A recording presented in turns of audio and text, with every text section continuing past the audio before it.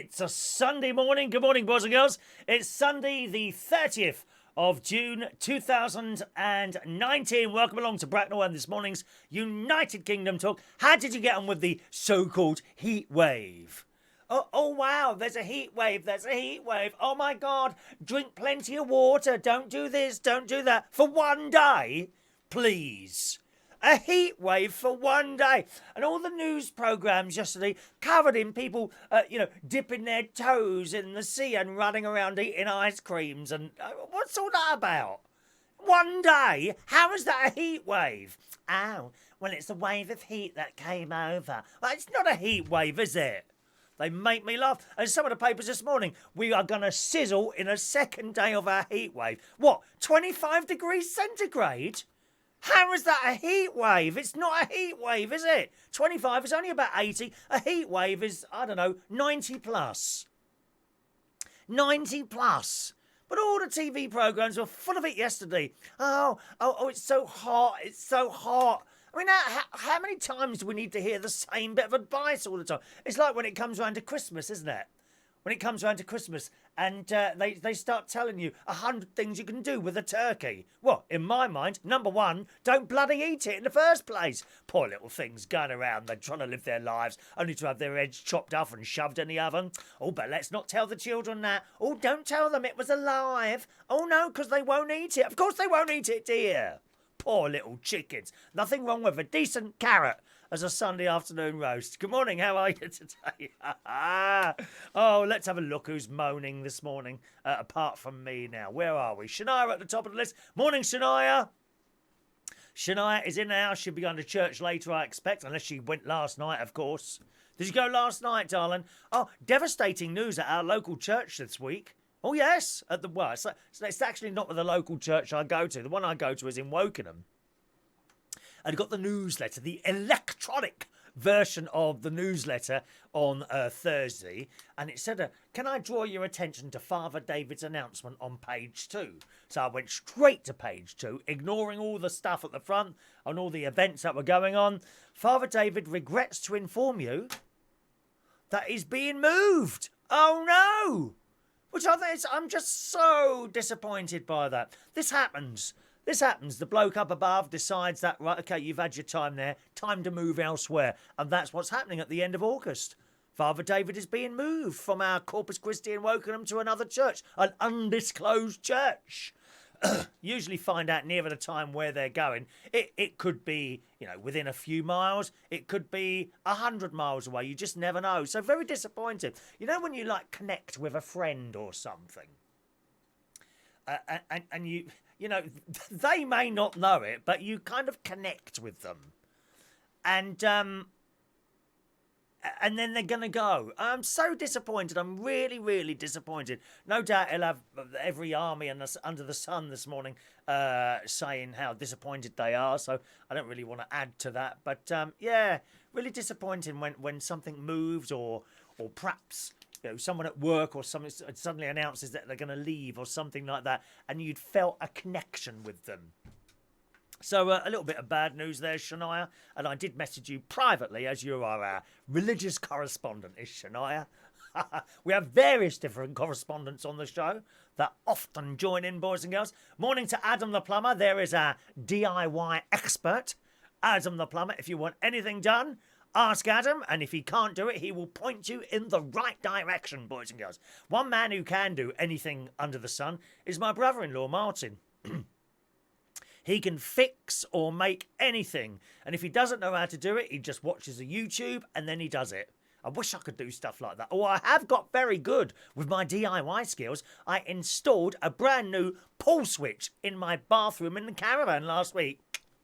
One of those. Click, click. Because it had stopped clicking the old one. It must have been about 20 years old. I installed that and you look at it, you don't even know it's a new one. It's so well done. I think that was probably more luck than anything else. And not only that did I do last week, I stapled a wire all around the caravan from my router to the Lincolnshire television studio complex. Yes. DIY expert Chris Reardon, thank you very much. Good morning to Diane Jebb. Morning, Diane. Michael Pullman's there. Morning, Michael. Oh, there's Wendy. Good morning, Wendy. Morning. Wendy Young is in the house. Our Barry Manilow correspondent. You may remember last week I did inform you that Barry Manilow is due to come here for a series of concerts in 2020. There's going to be a film out. All sorts of stuff going on with Barry Manilow. But closer to today's date, he will be headlining. Not just a small act in the corner who comes on halfway through. No, dear. Headlining the Hyde Park bit of Last Night of the Proms. Land of hope and glory. Oh, I mustn't start singing that sort of thing. Nigel Farage will be straight on as a fan. Morning, Nige. How are you this morning? Land of masters of the sea, Bull Britannia. And among all that, you'll get and I'm ready to take a chance again. Ready to put my love on the line with you. The great Barry Manilow is coming to the UK to be at Last Night of the Proms. They're symbols, incidentally. If you're wondering what I'm doing, it's symbols. Well, I thought they were symbols anyway. So good morning, Wendy.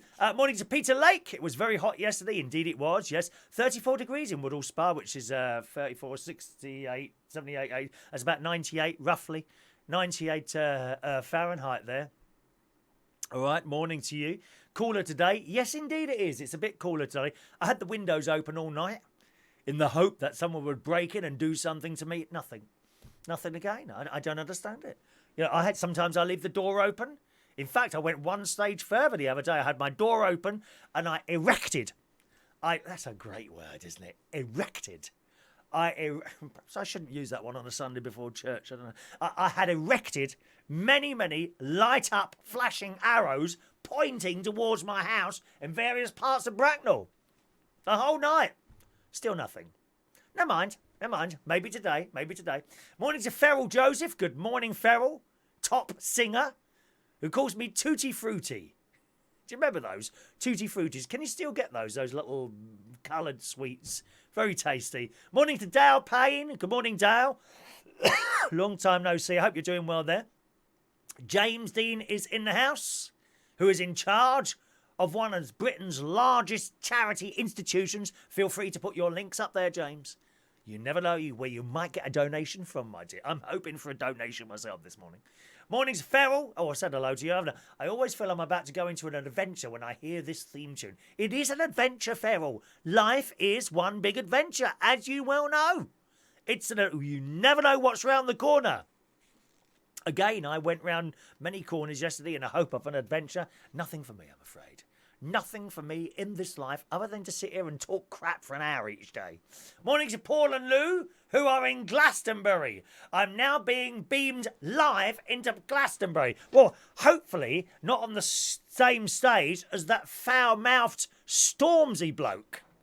I must admit, I'd heard of him before. I wasn't sure of his music. Well, I played some of it last night. Oh, my God, it's hideous. It's absolutely hideous. F this, F that, F this. Oh, dreadful. Dreadful. What's the idea of coming onto the stage in a stab-proof vest? You think someone's going to come up onto the stage and stab him or something? What's all that? Not the music for me. I mean, bring on the Nolans any day of the week. I'm in the mood for dancing. Something like that, dear. For years, they've been saying Barry Manilow was going to headline Glastonbury. Hasn't happened yet. My guess is they can't pay him enough money, my darlings. You know, if you can't afford Barry Manilow, Stormzy isn't exactly a good alternative. I'm not quite sure that kind of works. Shirley Bassey did it a few years ago. Wonderful. But all that swearing and all that on the stage, I don't know what it's all about. Thank you. Paul and Lou are watching from their stinky tent. They're in Glastonbury. How awful is that? Dear me. How's the toilet situation there at the moment? Have you found one that's empty? Morning to Joanna, who's been treated about 3 times already from a song from me, by a song from me this morning. Good morning, Joanna. Kylie Minogue's going to be there today. I hope she does my favourite Kylie Minogue, Never Too Late. Never Too Late. Da, da, da, da, da, da. Never Too Late. You know that one? And Better the Devil You Know. Better the Devil You Know. That was the most popular record I played at a club in Putney, where I DJ'd at, called Reflex. It's not there anymore. No one would dance until that record came on. Hello to JP. JP in the house this morning. Mr. Trump was in North Korea, JP. Yes, he was indeed, wasn't he? He's gone into the demilitarized zone and shaken the... I think it was his hand. Shaken the hand of North Korea's leader, King Ching Chong Ing, or whatever it is. That's nice. I thought that was nice to see that. A nice little touch. Trying to be friends with your enemies. You know, always try and be friends with your enemies. I can't wait to meet my enemies. I really want to be friends with them. I don't think so, darling. Let's have a look. Are you chatting away to each other? Good, good. Mark Pulley, good morning, who is in Epsom. Lovely part of the world. Epsom Downs. Used to go there as a child. You know, just walking around there with my mum and dad. I remember Dad we had a ball and was trying to play football with him, but I wasn't very good at football. No. I was much happier crocheting with Mum. They should give you a TV show. What do you mean, give me it? This is a TV show, dear. How rude. I'm at the top of my television career, sitting here with groups of people looking after me. I've got all the makeup on and everything. Tom Edwards from Thames Television told me to wear makeup. He said he used to wear Max Factor, apparently. Need a little bit of makeup here. Thank you, Wendy. Wendy's congratulating me on my rendition of Ready to Take a Chance Again. Any more requests? Any more requests? Adam just about coped with a heap yesterday. He stood out on his local high street for 5 hours collecting money for his charity that he volunteers for, which is Home Help for Heroes, or Homes for Heroes, one of those. I can't remember what it's called now. Home for Heroes and Help for Heroes. I've got great time for people who, and great respect for people who do things for charity. You know, it's too much greed in this world. I was having this conversation with a friend of mine who was the artist at our pub last night. Was working in London last night, and we had a drag show called Titty Le Camp.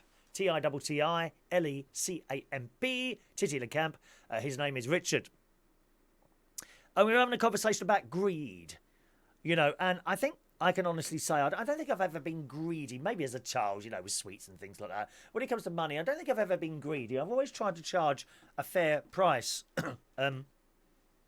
certainly for the work that I do. But there is so much greed in the world. And she was saying that she used to do charity events, or, well, not necessarily charity events, but, you know, all-day events where they might get 100 quid, you know, instead of 250 or whatever it would be at the time. And the last time she was asked to do it, it had gone down by 50 quid. So it was now 50 quid. And how is it that it goes down like that when the profits of an organisation go up? And it is the case, isn't it? You know, greed. Greed is a terrible, terrible thing. It's like when you go and have your car fixed. Now, I've got a little bit of a scuff on my bumper, unfortunately. Bad parking the other day. It's not too bad. It's something I would generally leave. I wouldn't bother with it because it's so expensive to have anything done to your car now. Now, I know if I take that into the Toyota, that'll probably cost me 600, 700, 800 quid for that scuff. And which they would say, well, we have to take the bumper off, rub it all down, and then spray it, and then lacquer it, and put it all on again. Now, I know I can take that to my nephew and have just a good job done, where he will rub down the affected area, which is about that big, okay? He'll do whatever, I mean, I don't know, I'm not a painter. He'll do whatever he does to it, paint it, put something else on it. And when it comes back to me, you won't know that there had been a scuff on there. And if I was a customer, he'd probably charge me about 150 quid for that work. You know, there's a bit of a difference between 150 and there's so much ripping off going on these days. People are greedy and they just want more and more and more. It's like these people who run Microsoft and places like that who get millions of pounds every year, and they can never spend this money. It just sits there in a bank What for? What's the point of that?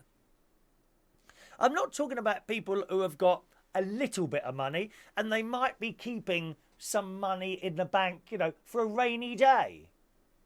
Whether that be 5,000, I don't know, 500 or 500, I don't know, how much would you consider in the bank for a rainy day? About 200,000? I know that sounds a lot, but if everything was to go suddenly wrong and you had nothing, £200,000 probably wouldn't last you very long, believe it or not, in the grand scheme of things. I'm talking about the people with tens of millions of pounds in the bank who just want more and more and more. And I business people are taught that, I think, to put as least effort in as possible to get the most money possibly out as you can get. And I don't think it makes them happy. You speak to a lot of these managers and people like that, and they're only interested in perhaps pushing a button on a till at the end of the night and seeing if they've taken more money than the week before. And if they're not, if they haven't, they go into some sort of deep depression. I've seen it with my own eyes. Checking the money all the time. How much, how much, how much, how much? There has to be a better way than this. I'm not poor. I certainly don't class myself as filthy, stinking rich. But I've got enough in there to look after myself. And I think if something was to go terribly wrong, I like to think that it would be okay. I could still do stuff. Probably not everything that I do. But it's just the greed that goes on with people all the time. And we see it all over the place. You know, not greedy. Not greedy is to go into Greggs for a sausage roll for £1. Not greedy. Greedy is going into Pizza Express or buying a pizza from Domino's and they want 20 quid for it. That's greedy. Do you see that? Do you see what I mean? See what I mean? And it's probably different for you. You know, you see things perhaps that I think, oh, that's greed. And you think, well, that sounds about right to me. There's a lot of greed going on. It's like that new job I've got up in Cleethorpes. I've got a new karaoke night in Cleethorpes on Thursday nights. Starts not next Thursday, the Thursday after. You know, and I know it's not London. And the bloke says, how much do you want? I said, well, I don't know how much to charge you. I said, I know this isn't London. And I told him what I got in London. And then I said, how do you feel about? And I gave him a figure, which I won't tell you, you know. I gave him a figure and he was very happy with that. And I'm happy with that. And that's it. Shake hands. End of. Not greedy. Don't be greedy. It ruins you. Absolutely ruins you. Good morning to Alan Bailey. Good morning, Alan. He's in Australia this morning. Morning, Alan. John Tracy is in the house. Good morning, John, who agrees with agree on Stormzy on the shouting and screaming and swearing. Dreadful. If you don't know any Stormzy music, look it up on YouTube. I reckon you'll manage 10 seconds. 10 seconds. Bring back Chaka Khan. Ain't nobody. And sadly, Luther Vandross is no longer with us, but someone can come on the stage. Oh, Ferrell, who's with us. Ferrell's with us. He could do some Luther Vandross, can't you? Never too late, never too late. Da da da da da ba ba ba ba da da da da da da da. I love it. I love it. Vectis, good morning to you. Morning, morning, morning. Yes, Father David is going. Very disappointed. Stormzy can drizzle off, says Ferrell. That's a good one.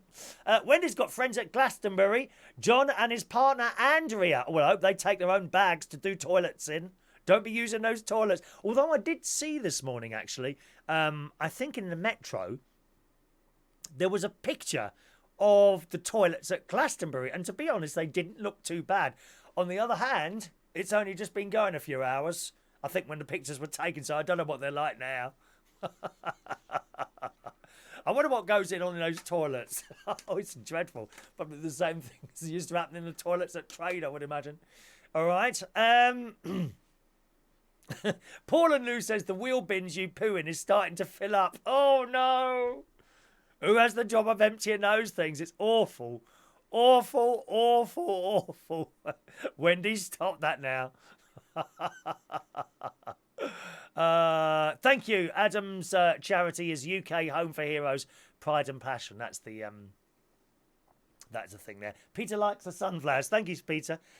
That's our summer effect. I have now ordered a new backdrop for our Lincolnshire television studio complex because I'm a bit fed up seeing that same river behind me all the time. So I've ordered that. And the reason for that was that so when you saw that particular picture behind me, you know, the river, you knew I was up there. When you saw something else, I was down there. But I've solved that problem now simply by putting, if you have a look underneath the Union flag, it now tells you where I am. So today we're in Bracknell, okay? JP says, I hate having so much money, Chris. I can't sleep most nights. Well, give some of it away then, John. Give some of it away. You'll lose some of it anyway when you buy that caravan eventually. He's been going on about buying a caravan for the last year. Still hasn't bought one yet. But it's not something you should rush into, in all joking aside. Okay, good morning to Ian Days over there on YouTube. Morning, Ian. Good. And that's it. Well, we had a very, very busy karaoke night on Friday. 33 singers, which in one breath sounds fantastic, and it is. The trouble is, there then becomes a very big gap between singers. And people don't understand that there are other people there who want to sing. Now, I try and do it as fairly as possible, okay? So what will happen is that if you're at the top of the list, okay, and then the next one, the next one, the next one. I've explained this to you before so many times now. Next one, and we get to the bottom of the list and we go back to the top. Well, so we start there. Say it's 8 o'clock. So 8 o'clock, 4 minutes past 8, 8 minutes past 8. Each song is approximately 4 minutes long. Some are 2.5 minutes.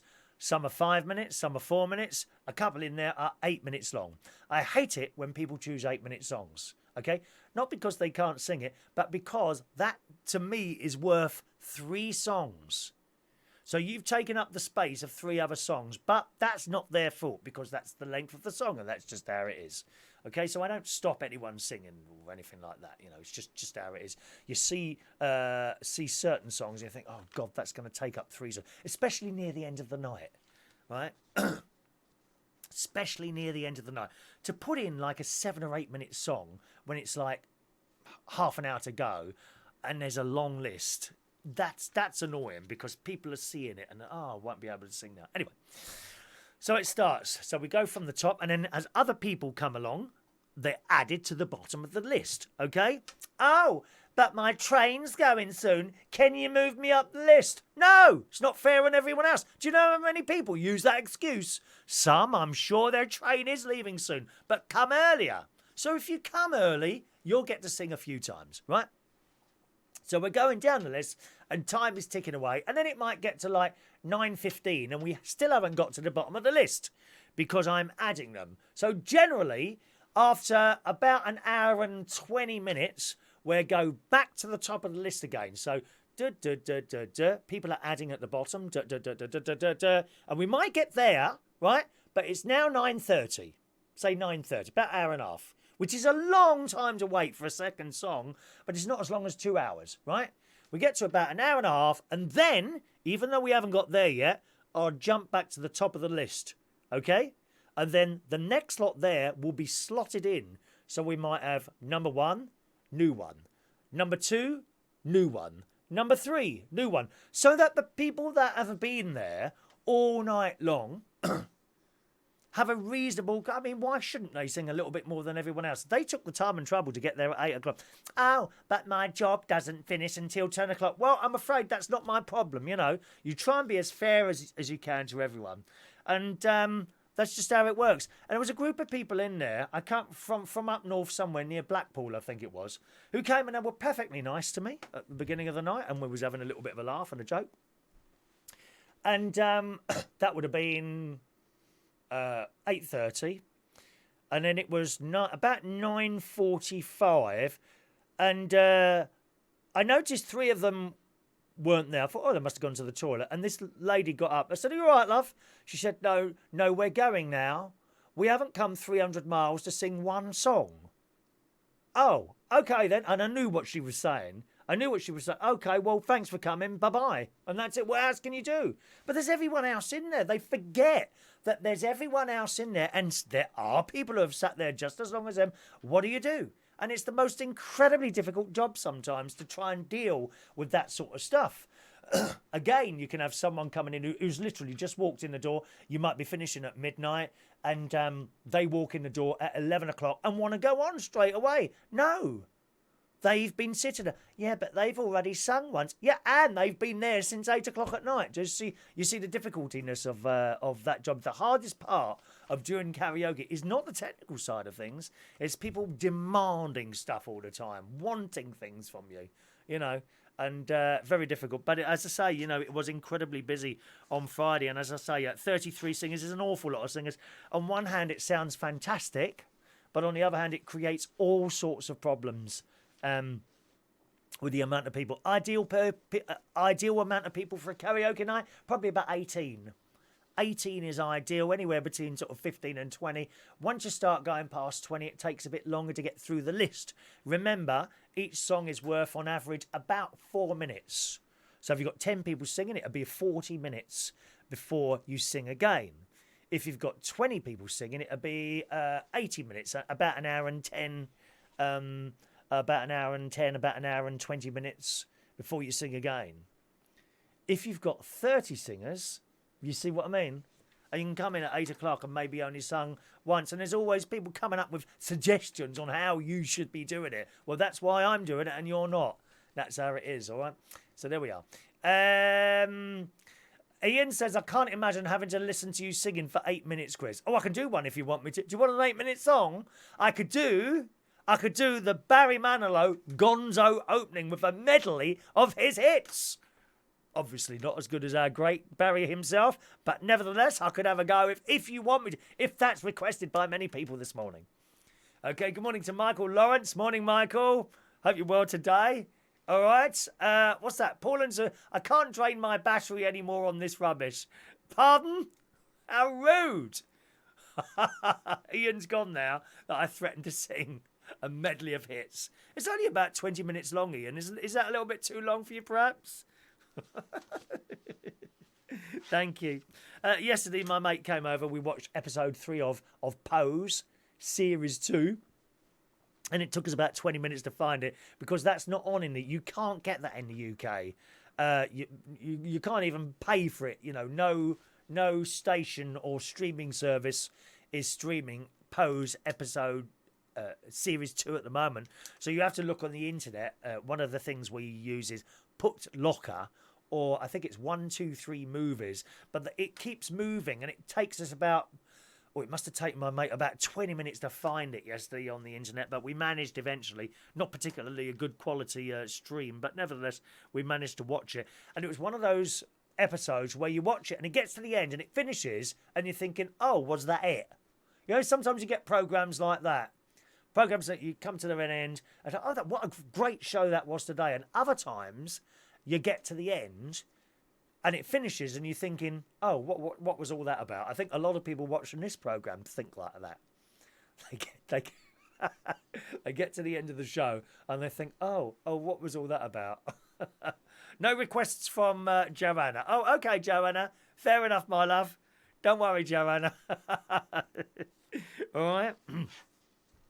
And that's all we did yesterday. We just watched. I went on my bike down to the shops and back again. We did some lunch. We had curly fries yesterday for lunch, frozen curly fries, and a couple of burgers. And I've got some of my chili baked beans that I've got in the cupboard, which I like very much, and some ice cream yesterday. Very, very nice lunch indeed. And last night was what I was work last night, putting on the show and all that. I was on the internet. My mate Ben Parker, who does karaoke nights, been doing it much longer than me. He sent a picture of himself saying, well, the heat has kept everyone away. And he was all set up in his pub. He's got lights flashing, sound, he's singing, the bar staff are there. And that's it. No customers. And that was about, I think it was about 10 o'clock last night. He had no customers at all. And that has happened to me a couple of times. and it's just soul destroying. When you've loaded your car up and got all your gear together, put it in the car, got to the other end, set it all up. So that's a good hour and a half, 2 hours work there to start with. And you start and no one comes. No one comes. Dreadful. So my heart went out to him. I felt your pain last night. Absolutely soul destroying when that happens. I think that's it. That's all my news today. Good morning to Ray Reynolds. Good morning. Ray's got 2 gigs today. Where are those, Ray? Ray is playing his ukulele if you want to go and see him. I think he's in Soho somewhere in Soho, I think. Morning to Darren Yates. Welcome along to the show, Darren. Right, some news stories this morning for you. First of all, I'm so disappointed to hear this. It's on the BBC News website, and I saw this carried on breakfast time earlier this morning. New electric vehicles. Who wants an electric car? Yes, please. Who thinks they can actually have an electric car and have got somewhere to plug it in? Nope, not me. Got nowhere to plug it in, you see, so I can't have one yet. But and I think we've missed an opportunity here. I understand the danger issues of it, but you hear the story and you'll see what you think. New electric vehicles will have to feature a noise-emitting device under a new EU rule coming into force on Monday. Yeah, those pesky EU people get on my bleeding nerves, and the sooner we're out of it, the better. That's what they all say. It follows concerns that low-emission electric cars and vans are too quiet, putting pedestrians at risk because they cannot be heard as they approach. Well, it's the pedestrians' fault, dear. They walk around, faces on their phones, earplugs in. I'll tell you what also annoys me, drivers with earphones in. A lot of the Uber taxis, you may have noticed, you look at those and they've got earphones in. Well, how are they supposed to hear anyone shout, "Excuse me, there's someone in the road"? Or a hooter?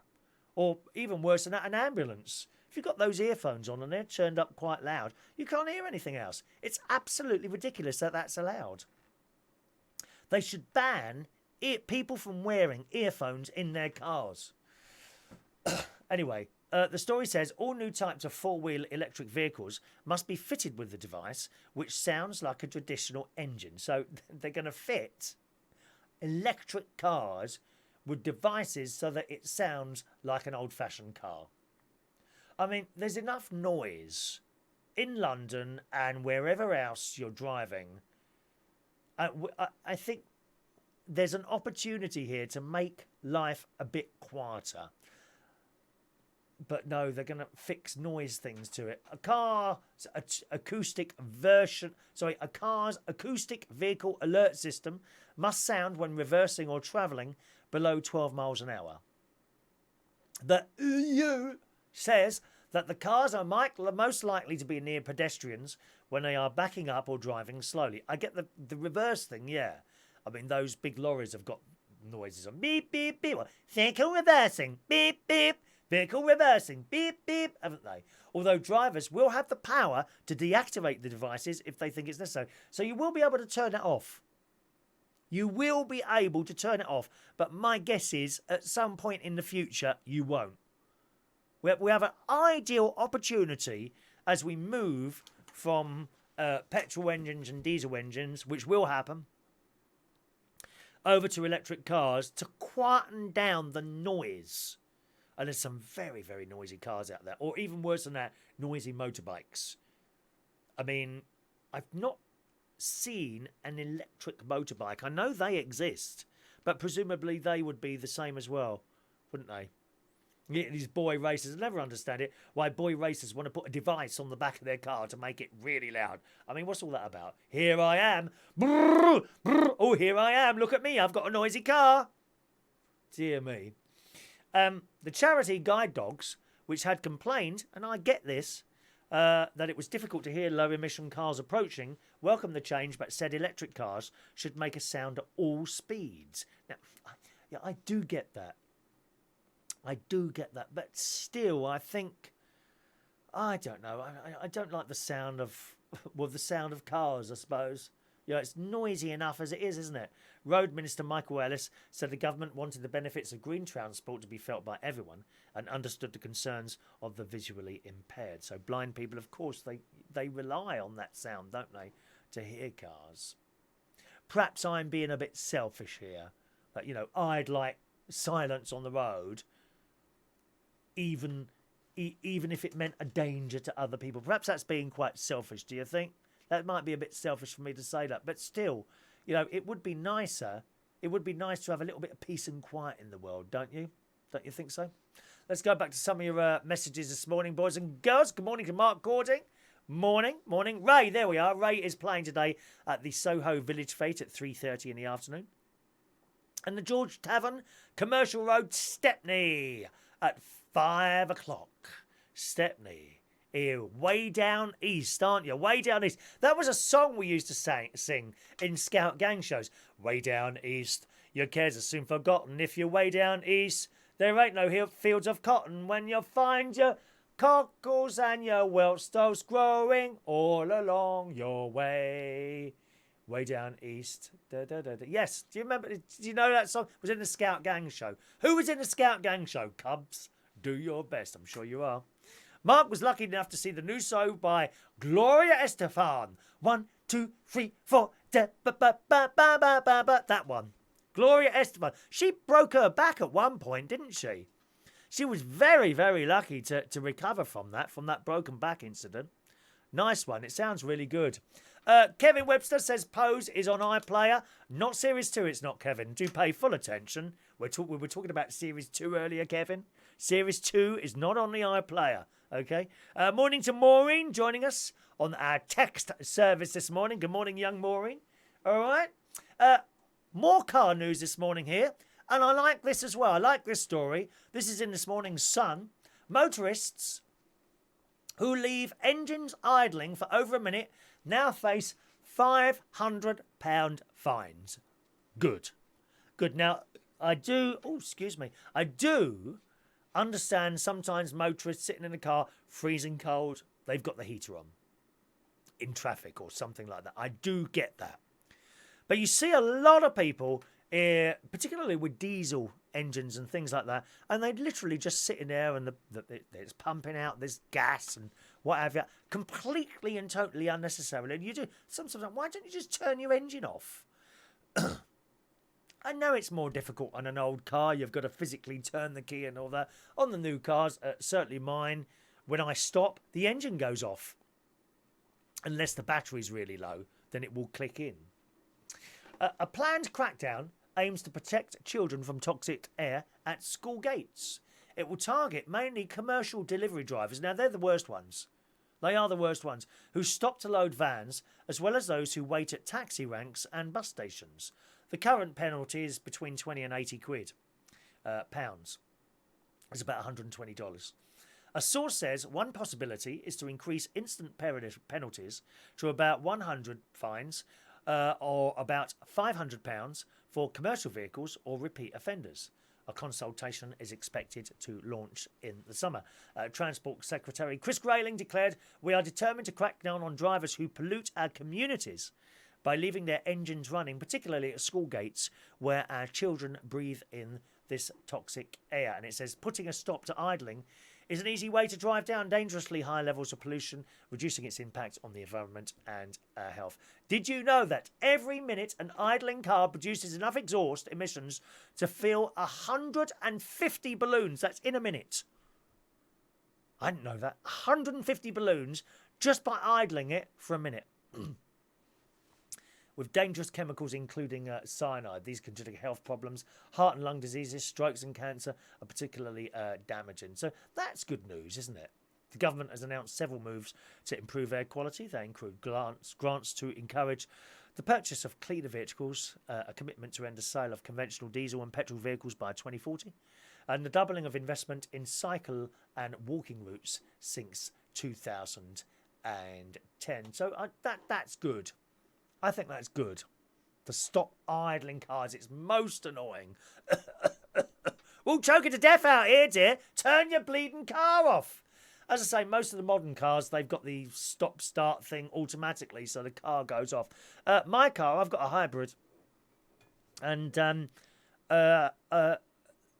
once that battery's charged, if you're driving sort of slowly, when I say slowly, I mean about 30 mile an hour or below, it's electric only anyway. certainly through most of London. When I get into London, a lot of that is stop-start, as you know. Coming across from Bracknell to King's Cross is an absolute nightmare journey, which I'm getting less and less fond of, I have to tell you. It's not so bad coming down from the north. You know, I said before, it's 3.5 hours driving down from the north to King's Cross on a Friday, but you don't get stuck in traffic. Not really. Not for an enormous amount of time like you do from Bracknell to King's Cross, which is only 30 miles and takes 2 blooming hours, whether it be a Friday or a Monday. Friday is generally a little bit longer. Even last night. Last night was quite bad getting over, and Saturday night is generally better, but they're doing some roadworks, okay? So I'm coming towards the Euston Road last night, down the flyover, and they've taken a lane out that way, going that way, and they've taken a lane out that way. So all the cars, of course, you're queuing up, trying to get in, and it's all right when people play the game. You know, so one car goes forward, that one lets that one in. One car's go forward, that one lets a lot in. But I've noticed a lot of those blooming Prius drivers don't let anyone in at all. Rude. Isn't it rude? Not only that, there was no work going on beyond the cones. The cones were just there on the Euston Road. What are they doing? There's no work going on. I don't know. Right, where are you, love? Oh, okay, you've gone a bit quiet. Also in the news, poor old Jeremy Corbyn. I'm not his biggest fan, I must admit, as you well know. He's called for an inquiry after a newspaper reported 2 civil servants that said he was too frail to lead Labour or become PM. I don't think he's frail at all, do you? Poor old Jeremy. These people perpetrate lies, I'm sure they do, to make their own ends, don't they? Terrible. What dreadful. There's nothing wrong with him. Nothing wrong with him. Leave him alone. The Times said it was briefed by 2 senior civil servants. I bet they're important people, aren't they? Walking around with their clipboards. Very, very important people. Like the people at the 9 o'clock mash and I are. Very, very, very important people. The Times says it was briefed by 2 senior civil servants with suggestions the Labour leader may have to stand down over supposed health issues. Well, he's never looked ill to me. Never looked a little bit mad, perhaps, but then who isn't? I am as mad as hell, as you well know. I don't think there's anything at all wrong with Jeremy Corbyn. He said the briefing of a newspaper by senior officials against a politician should be very concerning to people. The civil servant is they're supposed to be independent civil servant. Civil servant like works for the government, just in case you didn't know. And it doesn't matter who's in power, they are there to do as they are told. Right? They are there to do as they are told to do, not to pick sides. So that is quite concerning. There must be an investigation into which senior civil servants are spreading fictional information. Fictional information, that's a good word, fictional, to the press, and in the process compromising the integrity of the civil service. So there we are. Jeremy Corbyn, I don't think there's anything wrong with him at all, to be honest. Nothing wrong at all. All right, don't forget you can text in if you've got a message, 07551 259 675. Can I just say to you, I've made that number a little bit smaller on here. Is it too small? Can you see that all right? Because I'm not sure. Oh, I could look myself, actually, couldn't I? Hang on a minute, let's have a look there. Oh, that's not going to work, is it? 1 minute. Let's refresh that and see what comes up. Oh, there we are. Oh, no, that's okay, isn't it? You can see that all right, can't you? That phone number. I was a little bit concerned that was too small, that picture there. No, that's fine, isn't it? Good. Bingo news. Bingo news, gang. Gran drags husband to play bingo in the Daily Mirror this morning. A bingo fan, she's a nanny, thought she had hit the jackpot when her man got hooked on the game. That's it, ladies. Who likes bingo? Yes, please. We like bingo.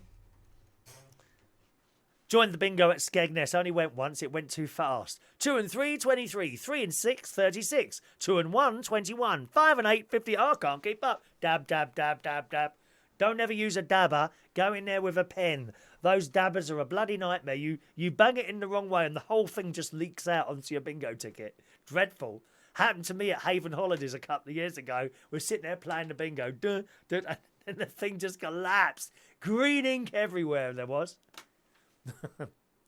Well, so this woman, She's a granny, so they're both of an age. Took him to the bingo, but he ran off with one of the other players. Be careful, ladies, if you're taking your men into bingo. She's 58, lady's name is Denise, was thrilled when Graham, 56, fell in love with her favourite hobby, that being bingo, but this would turn into a worry. While support worker Denise did night shifts, Graham began playing almost every night and trawled newspapers for new game venues. He got hooked. He got hooked on bingo, just the same as I'm hooked on talking. Denise, oh, she's in Lincoln. It's not far from my caravan. Denise of Lincoln says, I'm devastated. Graham told me he'd fallen out of love with me because I'd gone off bingo and we wanted different things. But he found new love with a fellow bingo fanatic instead. I've always enjoyed bingo, says Denise. I just didn't want to spend all of our spare time there, and I suggested maybe we could start going to the theatre instead. What, the theatre instead of bingo? How boring is that? Have you met theatre people before? Oh, they're so far up their own arses, it's unbelievable, dear. Oh, they do love themselves, theatre people, dear. Oh, yes, I'm in the theatre. I'm an actor. I'm sure you are, dear. I'm sure you are. You're acting at being nice at the moment. Why don't you try and be real? It goes on to say, this is in the Daily Mirror this morning, now I see him and this other woman posting pictures with their bingo prizes on social media. It's so hard to take, and that was me just a few months ago. Oh, I never thought that bingo would come between us. How unlucky is that? Of course, it could have happened anyway. You know, it could have happened in a supermarket. I mean, I might be down Aldi later on, only to be brushed by the most gorgeous lad in the world, and he looks round and he says, oh my God, you're the one, and then takes me home and weds me. Do you think that will happen this afternoon to me? Do you think that might happen? Will that happen? Perhaps I'm not spending enough time in the supermarkets. Will I meet the love of my life in a supermarket?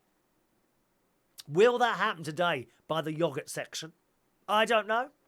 Mum of two, Denise, had been single for 25 years before she met farm worker Graham through online dating in 2012.